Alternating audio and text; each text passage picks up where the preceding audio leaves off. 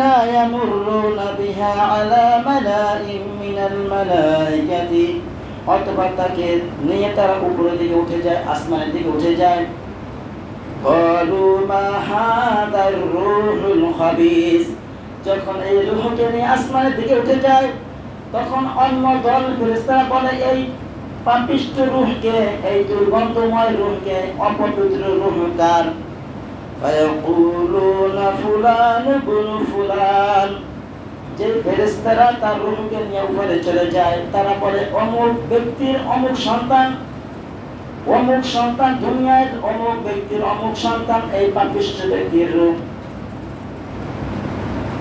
فأقبح أسمائه التي كان يسمى بها في الدنيا দুনিয়ায় বসে অমুক ব্যক্তিকে যে নিকৃষ্ট নামে যাকে ডাকা হয়তো সেই এই পাপী ব্যক্তির রূহ।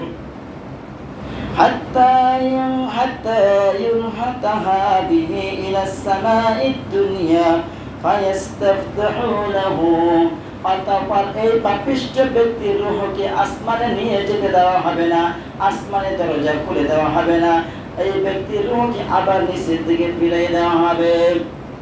সূরাতুল আরাফে 40 নম্বর আয়াতে আল্লাহ তাআলা বলেন লা তুফাত্তাহু লাহুম আবওয়াবুস সামা ওয়া লা ইয়াদখুলুনাল জান্নাতা হাত্তা ইয়ালিজাল জামালু সাম্মুল খিয়াত।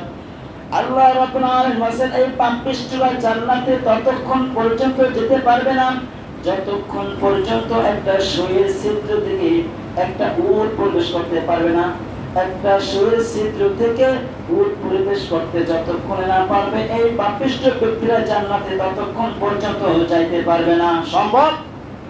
একটা সুইয়ের ছিদ্র থেকে একটা উট প্রবেশ করা সম্ভব? একটা সুই সুতা গাঁথতে গেলে তাও আবার মুখে লালা দিয়ে কতবার চেষ্টা করতে হয়, ঠিক না ভাই?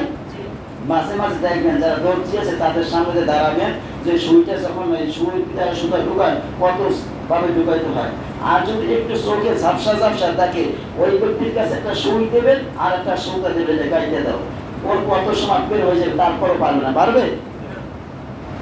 একটা সুইয়ের ছিদ্র থেকে একটা সুতা ঢুকাইতে যে কতটা হিমশিম খাওয়া লাগে, কষ্ট হয়, বারে বারে কাটতে হয়, মুখে নাড়া দিয়ে সুগার করতে হয়, তারপরে শরীরের ভিতরে ঢুকাইতে হয়। আর আল্লাহ তাআলা এমন একটা যুক্তি দিয়েছেন উটের পরিবেশ করা, সুইয়ের ছিদ্রের ভিতরে উট পরিবেশ করা যেন অসম্ভব, এই সমস্ত পাপিষ্ঠ ব্যক্তিদের জান্নাতে যাওয়া তার থেকে অসম্ভব।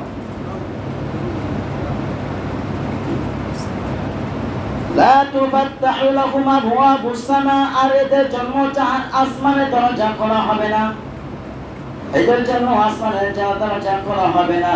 কারণ এলিজিন যে স্থানটা একটা দপ্তর আছে সেইটা আসমানের উপরে, এই আসমানের উপরে থাকে মুমিন বান্দাদের নামটা ওই এলিজিনে লেখা হয়।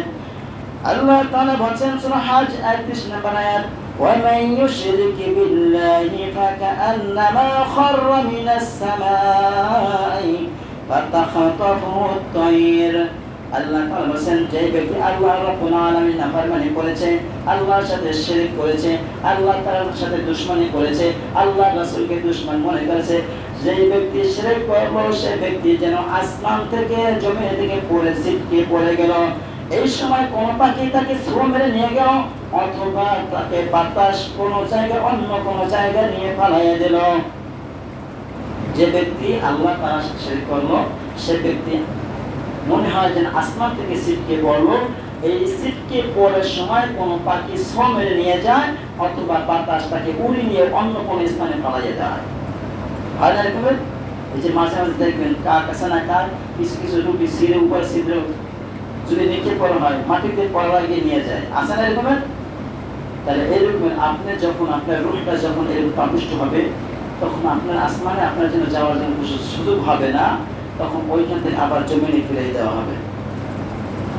আল্লাহ রাব্বুল আলামিন সূরাতুল মুতাফফিফিনের সুন্দর করে বলে দিয়েছেন কাল্লা কখনো ইন্না কিতাবাল ফুজ্জারি লাফি সিজ্জিন, নিশ্চয়ই এভাবে পাপীদের আমলনামা সিজ্জিনে লেখা হয়, একটা দপ্তরে লেখা হয়।